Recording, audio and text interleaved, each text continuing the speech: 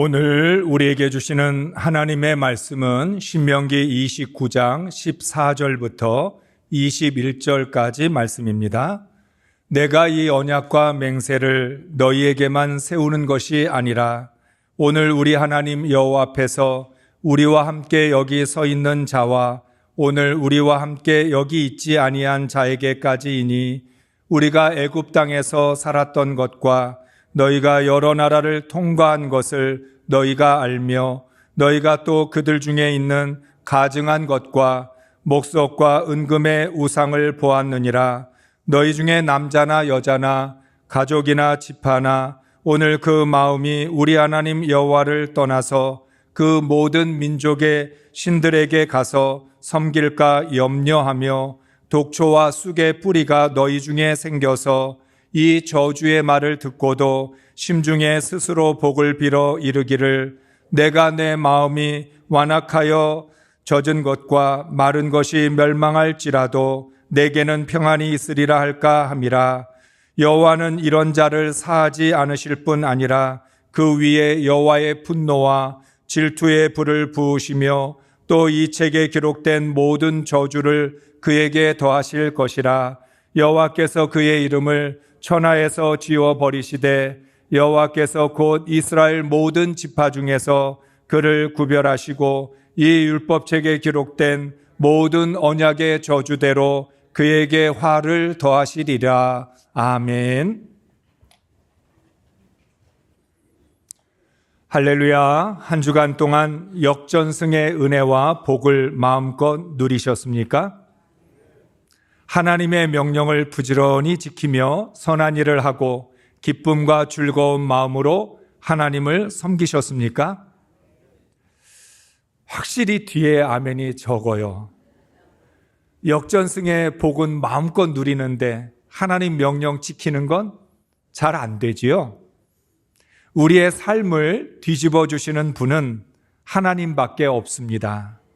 죽음에서 생명으로, 죄인에서 의인으로, 저주의 인생을 축복의 인생으로 역전시켜 주셨습니다.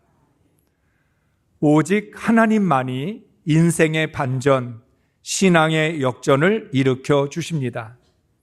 나를 의지하면 반전은 없습니다. 세상을 따라가면 역전패를 당합니다. 나의 중심을 하나님의 말씀과 순종에 둘 때 하나님은 역전승의 복을 주십니다. 하나님께서 말씀하시기를 우리가 세상에서 역전승을 거두는 방법은 중심이 바로 서야 된다. 우리의 중심 속에 말씀이 있어야 되고 우리가 하나님께 순종하는 중심을 가져야만 그런 은혜를 주시겠다 말씀하셨습니다. 그렇기 때문에 여러분 항상 내 중심에 말씀과 순종이 있기를 원하며 하나님 마음에 합한 자로 살아가시기를 바랍니다. 복의 근원으로 살기를 원한다면 복을 받는 원리, 복을 지키는 원리, 복을 나누는 원리를 정확하게 깨달아야 합니다. 이 말씀은 지난주에 못 들었죠. 수요 바이블 아카데미를 들으신 분들만 들은 말씀이에요. 우리가 이 땅에서 복 있는 삶을 살아가려면 복을 받는 원리, 복을 지키는 원리, 복을 나누는 원리를 알아야만 합니다.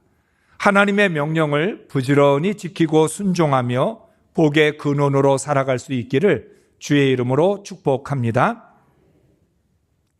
이제 신명기가 마지막을 향해서 달려가고 있습니다. 신명기는 하나님께서 광야 40년 11월 1일에 모압 평지에서 출애굽 2세대에게 주시는 말씀입니다. 이 말씀의 내용은 두 번째 율법, 언약 갱신, 복과 저주, 언약의 말씀, 모세의 축복과 죽음으로 이어집니다.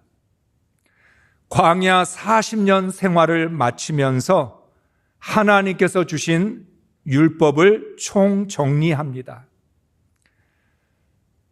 지나온 40년의 역사를 하나님의 말씀으로 정리를 하는 거죠. 우리가 하나님의 명령을 얼마나 지켰는지, 또한 얼마나 못 지켰는지, 말씀을 잘 지킨 것은 지킨 대로, 지키지 못한 것은 지키지 못한 대로 깨닫고 그리고 그것을 정리해야 가나안에서 복 있는 삶을 살아갈 수 있습니다. 하나님께서 율법을 주시고 언약을 갱신하는 목적은 이스라엘이 가나안에서 복의 근원으로 살아가도록 하기 위해서입니다. 가나안에 들어간 이스라엘 백성들 앞에는 복과 저주, 역전승과 역전패 두 가지 선택이 기다리고 있습니다. 어떤 선택과 결단을 하느냐는 전적으로 이스라엘의 몫입니다. 그들의 선택이 그들의 앞날을 결정할 것입니다. 모세는 간절한 마음을 담아 하나님의 명령을 지켜 약속하신 복을 받아 누리라고 권면합니다. 오늘 29장은 율법에서 다루지 않았던 언약의 말씀을 가르칩니다. 1절의 말씀을 읽습니다. 호렙에서 이스라엘 자손과 세우신 언약 외에 여호와께서 모세에게 명령하여 모압 땅에서 그들과 세우신 언약의 말씀은 이러하니라. 아멘. 12장부터 26장까지 하나님께서 이스라엘 백성들에게 율법을 주셨습니다. 하나님의 명령을 주신 것입니다. 그런데 그 외에 하나님의 언약을 지키면서 살아가기에 필요한 말씀을 오늘 29장에서 더하여 주십니다. 쉽게 말하면 이스라엘 백성들이 가나안 땅에서 하나님의 말씀을 지킬 때 조심하고 주의해야 될 것들에 대한 말씀입니다. 사랑하는 성도 여러분, 하나님은 단순히 명령만 하지 않으십니다. 하나님께서 명령을 주시고 너희들은 명령을 알아서 지켜라. 지키든 못 지키든 너희들 책임이다. 그렇게 하나님은 하지 않으신다는 거예요. 하나님께서는 말씀을 주실 뿐만 아니라 그 말씀을 지킬 수 있도록 도와주십니다. 하나님의 규례와 법도를 지키는 책임을 이스라엘 백성들에게만 미루지 않으십니다. 말씀을 지키지 못하면 너희들 책임이야. 너희가 부족해서 말씀을 못 지켰으니까 너희가 벌을 받아야 된다. 이렇게 하지 않으신다는 거예요. 예수님이 우리를 구원하셨는데 구원하고서는 너희들이 알아서 구원받은 그리스도인의 삶을 살아가라고 버려두지 않으십니다. 방임하지 않으십니다. 우리가 끝까지 좁은 길을 걸어가고 구원의 길을 걸어갈 수 있도록 우리와 동행해 주십니다. 마치 부모가 자녀를 낳고 내가 너 낳아주었으니까 내 할 일은 다 했고 네가 알아서 커라. 이렇게 하지 않고 자녀들이 잘 자랄 수 있도록 최선을 다하여 그 자녀를 돕는 것처럼 하나님도 똑같다는 거예요. 이스라엘 백성들을 애굽에서 데리고 나오셨고 광야에서 인도하셨고 가나안 땅에 들어가게 하셨으니까 내 책임은 여기까지니다. 나머지는 너희가 알아서 하라. 그렇게 방임하지 않으신다는 거예요. 어떻게 해서든지 이스라엘 백성이 하나님의 명령을 지킬 수 있도록 안전장치를 겹겹이 준비하십니다. 하나만 준비하지도 않으시고요. 겹겹이 정말 이스라엘 백성들이 어떻게든지 하나님의 명령, 율법을 지킬 수 있도록 하나님이 모든 것들을 준비해 두신다는 거죠. 새벽기도 시간에 민수기 말씀을 함께 나눕니다. 이스라엘 백성들이 하나님의 심판을 받아서 사람들이 죽었습니다. 그러면 하나님께서 그것을 기념물로 세워두게 하셔서 앞으로 이스라엘 백성들이 똑같은 실패를 반복하지 않도록 경고를 해 주십니다. 하나님께서는 이스라엘 백성들이 겪고 있는 모든 삶에 기억해야 될 순간들을 상징이나 기념물로 두셔서 너희들은 이것을 영원히 기억하라고 말씀합니다. 왜 그렇게 할까요? 이스라엘 백성들이 하나님의 명령인 율법을 다 지킬 수 없다는 걸 하나님이 아셨기 때문에 도와주시려는 거예요. 여러 가지 안전장치를 통해서 너희들 하나님 말씀 잊어버리지 말고 하나님 말씀 잘 지키라고 하나님께서 그렇게 하시는 거죠. 하나님은 우리를 구원하신 것으로 내버려 두지 않으십니다. 끝까지 구원의 길을 걸어갈 수 있도록 은혜도 주시고 성령도 주시고 능력으로도 함께 하시는 줄로 믿습니다. 따라서 하나님의 명령은 순종하려고 마음만 먹으면 얼마든지 지킬 수 있도록 하나님은 모든 것을 준비해 두셨습니다. 우리는 그것을 뭐라고 이야기하죠? 여호와 이레. 하나님이 예비해 두셨다. 하나님이 준비해 두셨다. 내 힘으로는 못할 것 같은데 하나님이 예비해 두신 힘 때문에 우리가 그것을 넉넉히 감당해냅니다. 분명히 나는 부족하고 연약하여서 하나님 말씀 못 지키는데 하나님이 어떻게든지 나를 도우셔서 할 수 있도록 만드시고 하게 하시는 은혜를 허락해 주시는 것을 우리는 수없이 경험합니다. 지금까지 믿음을 지킬 수 있는 건 내 힘이 아니잖아요. 하나님이 예비해 두신 그 은혜 때문에, 하나님이 준비해 두신 그 모든 능력 때문에 우리가 믿음을 지켜올 수 있는 것입니다. 그러므로 우리는 하나님의 말씀에 집중하며 순종해야 합니다. 이제 하나님은 가나안에서 거룩한 백성으로 살아갈 이스라엘 백성들에게 4가지 경고를 주십니다.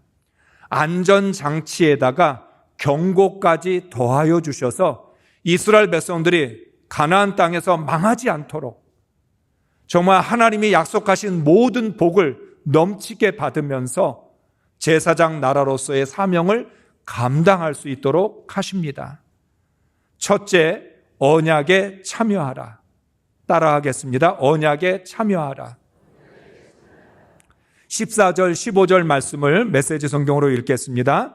나는 이 언약과 맹세를 여러분하고만 맺는 것이 아닙니다. 나는 오늘 하나님, 우리 하나님 앞에 서 있는 여러분하고만 이 언약을 맺는 것이 아니라 오늘 이 자리에 있지 않은 사람들과도 맺는 것입니다. 아멘. 하나님은 이스라엘 백성들과 언약을 맺으실 때 아주 독특한 개념을 말씀하십니다. 이스라엘 백성들이 출애굽하고 출애굽기에서 신의 언약을 맺었습니다.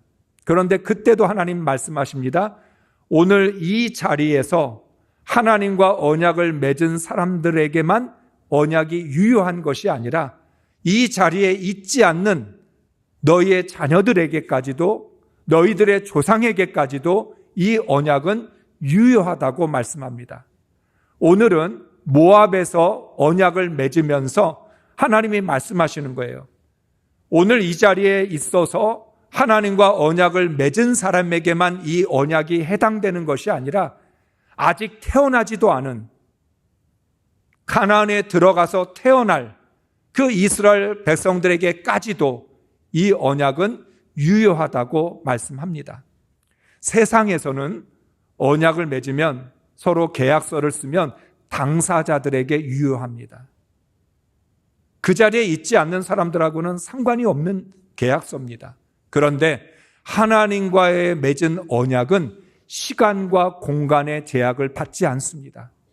이 자리에 있지 않는 사람, 아직 태어나지 않은 사람, 이미 죽은 사람, 그 시공을 초월해서 모든 사람에게 이 언약은 유효하다는 거죠. 여러분, 우리는 예수님이 십자가에 죽으실 때 그 자리에 없었습니다. 그런데 우리는 십자가의 죽음에 참여한 사람들입니다. 예수님이 부활하셨을 때 우리는 그 자리에 없었습니다. 그런데 우리는 예수의 부활에 참여한 사람들입니다. 아주 중요한 신앙의 개념은 모두가 다 하나님의 언약에 참여한 사람이고 복음에 참여한 사람들이다. 그것이 나에게까지도 유효하다라고 하는 거죠. 이렇게 언약이 중요한 이유는 언약은 지켜야 할 책임만 있는 게 아니라 하나님이 주시는 복을 받을 권리도 있기 때문입니다. 하나님은 이스라엘 백성들과 쌍방적으로 언약을 맺습니다. 하나님도 언약을 지켜야 되고 이스라엘도 언약을 지켜야 합니다. 하나님은 이스라엘과 언약을 맺었기 때문에 이스라엘에게 복을 주셔야 될 책임이 있습니다. 이스라엘은 하나님과 언약을 맺었기에 하나님 말씀을 지켜야 될 책임이 있습니다. 이스라엘은 말씀에 순종함으로 하나님이 지키시는 그 복을 받아 누리게 되는 거죠. 그런데 우리는 언약을 지켜야 되는 책임은 지지 않으면서 복은 받고 싶어 합니다. 우리는 필요에 따라 이중적인 태도를 취합니다. 하나님의 말씀을 지키고 순종해야 될 때는 나는 그 자리에 없었어. 나하고는 상관이 없어. 발을 뺍니다. 그런데 복을 받아야 될 때가 되면 이 복은 나에게도 주시는 복이야. 나도 복을 받을 자격이 있어 라고 말을 합니다. 선택적인 순종하게 되죠. 하나님이 주신 말씀 중에서 내가 순종하고 싶은 것만 골라서 순종을 하고 복을 받을 때는 온전하게 복을 받고 싶어 합니다. 그러나 선택적으로 순종한다면 복도 선택적으로 받아야 합니다. 온전한 순종을 해야만 온전한 복을 받을 수 있는 것이죠. 그렇기 때문에 복을 받고 싶다면 언약을 지켜야 합니다. 이스라엘 백성들에게 언약은 하나님이 허락하신 안전장치입니다. 사랑하는 성도 여러분, 하나님이 왜 이스라엘 백성들이 불신앙과 불순종으로 하나님을 거역하는데도 끝까지 참으시고 그들을 사랑하십니까? 언약 때문이에요. 하나님은 언약 때문에 노하기를 더디하시고 인자와 자비로 긍휼을 베풀어 주십니다. 만약에 이 약속이 없었다면 하나님 이스라엘 백성을 즉시 심판하셨을 거예요. 그런데 이스라엘 백성들이 하나님의 명령을 따르지 않고 우상을 숭배하는데도 하나님 즉각적으로 심판하지 아니하시고 기다려 주셔요. 왜? 하나님의 언약 때문에.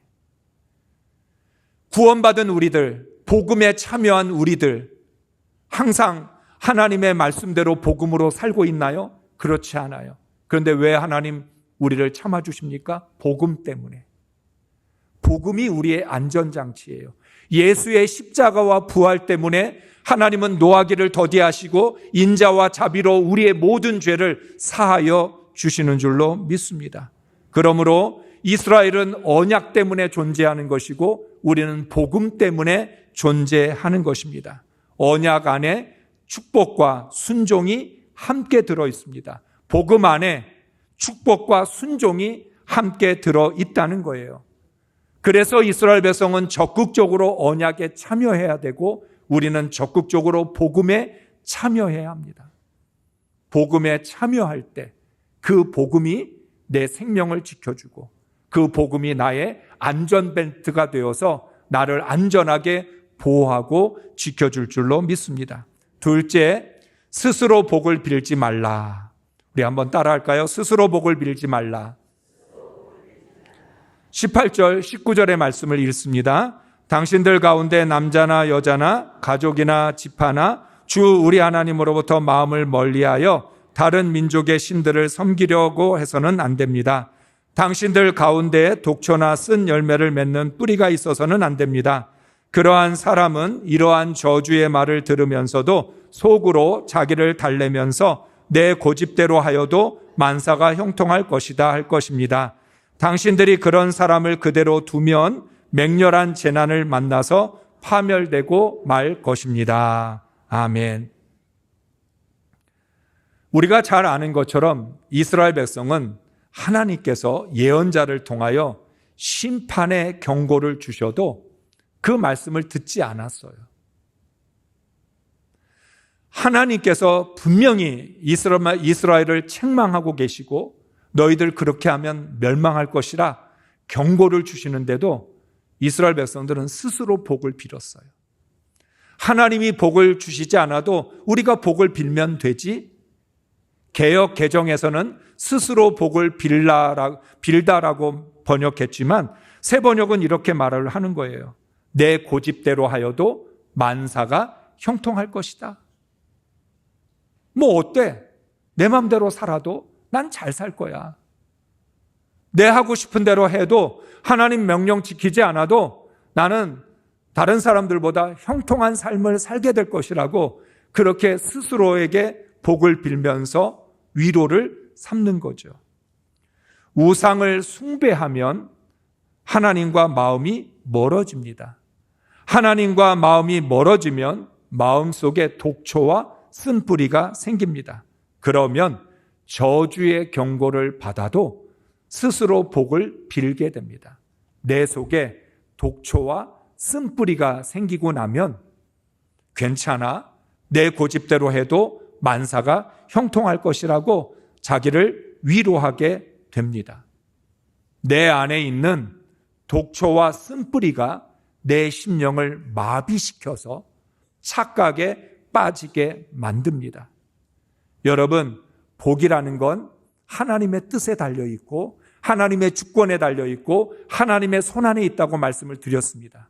그런데 자신의 심령이 마비가 되고 영적으로 둔해지면 하나님의 뜻과 무관하게 스스로 복을 빕니다. 아이러니하게도 스스로 복을 빌면 점점 더 복과 멀어집니다. 하나님과 멀어지면 복과도 멀어지는 것은 당연합니다. 하나님과 멀어진 상태에서는 복을 빌 게 아니라 회개하며 돌이켜야 합니다. 독초와 쓴뿌리를 제거해야만 한다는 것이죠. 하나님과의 관계가 회복되지 않은 상태에서 막연히 잘 될 것이라고 자신을 쇠뇌시키면 멸망할 수밖에 없습니다. 오늘 말씀은 그런 사람들을 옆에다 두고 있으면 함께 파멸할 것이라고 말씀하기도 합니다. 우리는 하나님의 말씀을 듣고 마음속에 찔림이 있어서 내가 회개하고 나 이러면 안 되지, 내가 하나님 말씀을 지키고 살아야지, 순종해야지, 그런 마음을 품었다가도 옆에 있는 사람이 아이 괜찮아, 하나님 심판하지 않으셔, 문제 없어, 스스로 복을 빌고 우리가 잘 될 거라고 생각하면 잘 될 거야, 이렇게 잘못된 위로를 주는 사람이 있게 되면 회개의 기회를 놓치게 되죠. 에레미야서를 읽어보면 에레미야가 이스라엘 백성들에게 하나님의 심판을 경고했습니다. 유다 백성들에게 하나님이 너희들을 멸망시키실 것이다. 그랬더니 궁중에 있는 예언자들이 에레미야가 거짓말하고 있다, 하나님은 우리를 멸망시키지 않는다, 하나님의 뜻은 그런 게 아니다, 에레미야가 하나님의 말씀을 속이고 있다, 그러면서 유다 백성들을 쇠뇌시켰죠. 그 결과 어떻게 됐어요? 거짓 예언자들 때문에 멸망하게 된 것입니다. 하나님의 백성은 스스로 복을 빌 수 없어요. 내가 잘 된다고 생각해서 잘 되는 게 아니에요.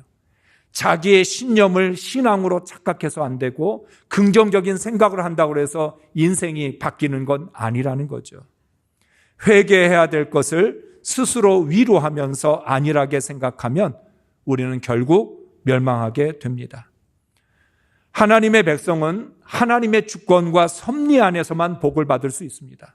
하나님과 멀어졌다면 하나님과 가까워야 되고, 내 안에 독초와 쓴뿌리가 있다면 제거해야 되고, 하나님 말씀에 순종하지 못하면 회개하고 돌이켜야 복을 받을 수 있는 것입니다. 셋째, 심판의 이유를 깨달아라. 우리 한번 할까요? 심판의 이유를 깨달아라.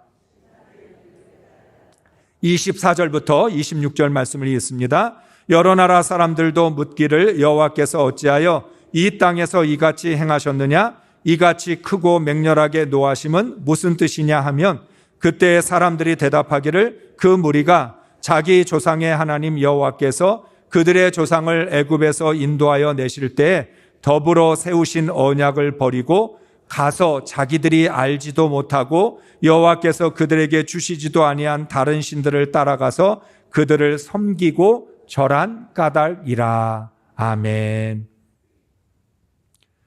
이스라엘 백성이 언약의 백성이라면 하나님이 주신 젖과 꿀이 흐르는 땅에서 망했을 때 왜 망했는지를 알아야 합니다.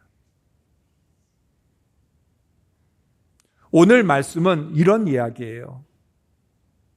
하나님께서 주신 그 땅에서 이스라엘 백성이 망했어요. 소돔과 고모라처럼 황무지로 변했어요. 그런데 이스라엘 백성은 왜 망했는지 몰라요. 왜 하나님의 심판을 받았는지를 몰라요. 오히려 주변에 있는 이방 민족들이 이스라엘 백성들을 향하여서 이야기합니다. 이 이스라엘 백성들은 하나님께서 그들을 애굽에서 인도하여 가나안 땅에 들어올 수 있게 하셨는데 하나님과 맺은 언약을 버리고 자기가 알지도 못하던 우상들을 섬기고 절해서 이렇게 멸망한 거야.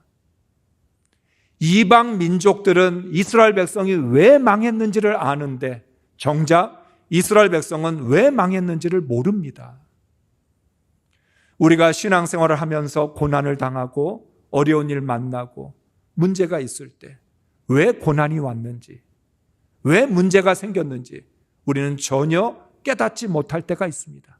그러다가 어느 날 우리 함께 신앙생활하던 다른 성도에게 물었는데 그 성도는 놀랄 이야기를 합니다. 내가 집사님, 권사님 바라보면서 안 그래도 얘기해 주고 싶었어. 집사님 그렇게 하다가 하나님께 책망 들을 것 같고 하나님께서 경고하실 것 같아서 회개하라고 말하고 싶었는데 어떻게 생각할지 몰라서 얘기를 못했어. 나만 몰랐던 거예요. 나는 모르는데 주변에 있는 사람들은 나를 걱정하고 나를 위해서 기도해 줬어요. 그렇게 살면 안 되는데, 그렇게 신앙생활하면 하나님께서 분명히 책망하시거나 심판하실 텐데 회개하고 돌이켜야 되는데,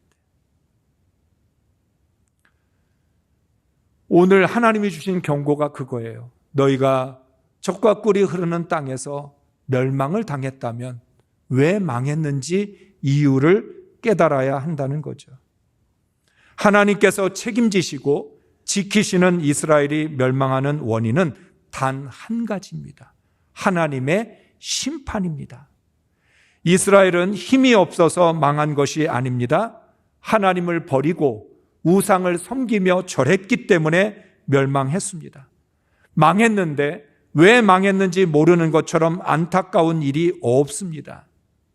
망한 이유를 분명하고 정확하게 깨달아야 회복할 수 있습니다. 여러분, 망한 건 문제가 아니에요. 실패는 문제가 아니에요. 실패의 원인이 무엇이고 망한 이유가 무엇이고 왜 고난을 당했는지를 깨달으면 다시 시작하고 일어설 수 있어요. 하나님의 언약을 버려서 망했다면 언약을 지켜 순종해야 합니다. 우상을 숭배함으로 심판을 받았다면 우상을 버리고 하나님께로 돌아와야 합니다. 원인을 모르고 이유를 모르면 우리는 계속 고난의 수렁에 깊이 빠져들어갈 수밖에 없다는 거예요. 그러니까 여러분, 정말 내 주변에 기도하는 사람들은 다 알고 있는데 나만 모를 수 있다는 거예요.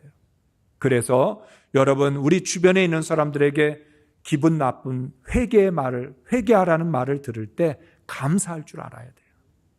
나에게 권면해주고 나에게 정말 진심 어린 충고를 해주는 것이 나에게 얼마나 영적으로 유익한 일인지를 깨달아야 되는 거죠. 그래서 오늘 하나님이 말씀합니다. 심판의 이유를 깨달아라. 그래야 너희가 다시 회복될 수 있고 하나님과의 그 언약 안에서 너희들 행복하게 살아갈 수 있다고 말씀하십니다. 넷째, 가르쳐 주신 것에 집중하라. 우리 한번 따라합시다. 가르쳐 주신 것에 집중하라. 29절 말씀을 읽겠습니다. 이 세상에는 주 우리의 하나님이 숨기시기 때문에 알 수 없는 일도 많습니다. 그것은 주님의 것입니다. 그러나 하나님은 그의 뜻이 담긴 율법을 밝히 나타내 주셨으니 이것은 우리의 것입니다. 우리와 우리의 자손은 길이길이 이 율법의 모든 말씀에 순종해야 합니다. 아멘. 이스라엘 백성은 하나님으로부터 하나님의 뜻이 담겨 있는 율법을 받았지만 하나님의 뜻의 전부를 알 수는 없었습니다. 율법이 하나님의 전부는 아닙니다. 이스라엘 백성들은 하나님으로부터 율법을 받았을 때 자신들이 우리가 하나님의 모든 뜻을 다 알고 있다 착각했을지도 모릅니다. 우리가 성경 66권을 받았을 때 성경 66권 속에 있는 하나님의 뜻 알고 있기 때문에 우리가 하나님을 다 알고 있다 교만할 수 있어요. 그런데 하나님 분명히 말씀하셨어요. 이 성경에 기록되지 않은 하나님의 놀라운 세계가 있다는 거. 이게 전부가 아니라는 거. 하나님이 우리에게 성경으로 주신 말씀, 이스라엘 백성들에게 율법으로 주신 말씀은 그게 정말 꼭 필요하기 때문에 주신 것이라는 거예요. 그러니까 우리가 하나님의 뜻을 다 알고 있다라고 하는 착각에 빠지면 안 됩니다. 오늘 말씀 분명히 합니다. 이 세상에는 주 우리의 하나님이 숨기시기 때문에 알 수 없는 일도 많습니다. 알 수 없는 일이 참 많습니다. 하나님께서 가르쳐 주시지 않은 것은 알 필요가 없기 때문입니다. 하나님은 마지막 때를 감추셨습니다. 그래서 예수님도 알려고 하지 않았습니다. 하나님의 주권에 맡겼습니다. 그 시기와 때는 아버지의 권한이다. 그러나 사람들은 호기심이 많습니다. 하나님이 말씀하시지 않은 것을 강제로 찾아내려고 합니다. 그러다 보니 자기 멋대로 해석하고 주장을 합니다. 자기가 깨달은 것을 이게 바로 하나님의 뜻이라고 주장을 합니다. 호기심 때문에 하나님의 뜻이 뭘까? 여러분, 우리가 참 재밌는 동물이에요. 하나님이 주신 성경 66권도 다 알지 못하면서 뭘 그렇게 그냥 하나님의 뜻이 궁금한지 자꾸만 하나님이 숨겨두신 거를 찾아내겠다고 거기에 매달릴 때가 얼마나 많은지 몰라요. 그래서 나는 하나님으로부터 받았다, 깨달았다, 계시를 받았다 그렇게 주장하는 거짓 예수가 우리나라에 얼마나 많은지 몰라요. 아무리 내 생각을 하나님의 뜻이라고 우겨도 하나님의 말씀이 될 수는 없습니다. 하나님은 말씀합니다. 하나님께서 우리에게 주신 율법은 우리의 것이고 숨기신 것은 하나님의 것이다. 오늘 중요한 것을 가르쳐 주시는데 하나님이 말씀하시고 우리에게 가르쳐 주신 건 다 우리 거예요. 내가 지키고 내가 그 말씀 붙들고 살아야 돼요. 그러나 하나님이 가르쳐 주시지 않고 하나님이 말씀하지 않은 것, 밝히 드러내지 않은 것은 그건 전적으로 하나님의 것이라는 거예요. 하나님의 것에 욕심내지 말고 하나님이 이미 밝히 드러내신 우리에게 주신 이 말씀, 이 복음에 집중해야 한다는 거죠. 이미 가르쳐 주신 것에 집중하면 됩니다. 우리에게 주신 율법을 지키기에도 버거워하면서 감추어진 것을 알려고 애쓸 이유가 없습니다. 하나님은 필요할 때 얼마든지 가르쳐 주십니다. 하나님께서 성경 66권으로 하나님의 뜻을 가르쳐 주셨다면 하나님이 가르쳐 주신 이 말씀으로 우리는 충분합니다. 밝히 드러난 하나님의 말씀을 지키고 하나님의 뜻을 행함으로 하나님의 역사를 이루어 가야 합니다. 오늘 이스라엘 백성들에게 주시는 4가지 경고는 구원받은 우리들에게 주시는 경고입니다. 우리가 구원의 길을 가는 동안 하나님의 경고를 잊지 말아야 합니다. 우리도 언제든지 이스라엘 백성들처럼 똑같은 실패를 할 수 있습니다. 적극적으로 복음에 참여하고 스스로 복을 빌지 말며 심판의 이유를 깨닫고 돌이켜 하나님께서 가르쳐 주신 복음에 집중하며 복된 삶을 살아야 합니다. 하나님은 하나님의 자녀를 잘 되게 하시고 번성하게 하기를 원하십니다. 어떻게 해서든지 복을 넘치게 주고 싶어 하십니다. 그러니까 하나님께서는 율법이라고 하는 하나님의 명령도 주시고 또한 오늘 경고를 통해서 너희들은 가나안 땅, 젖과 꿀이 흐르는 땅에서 망하지 마라.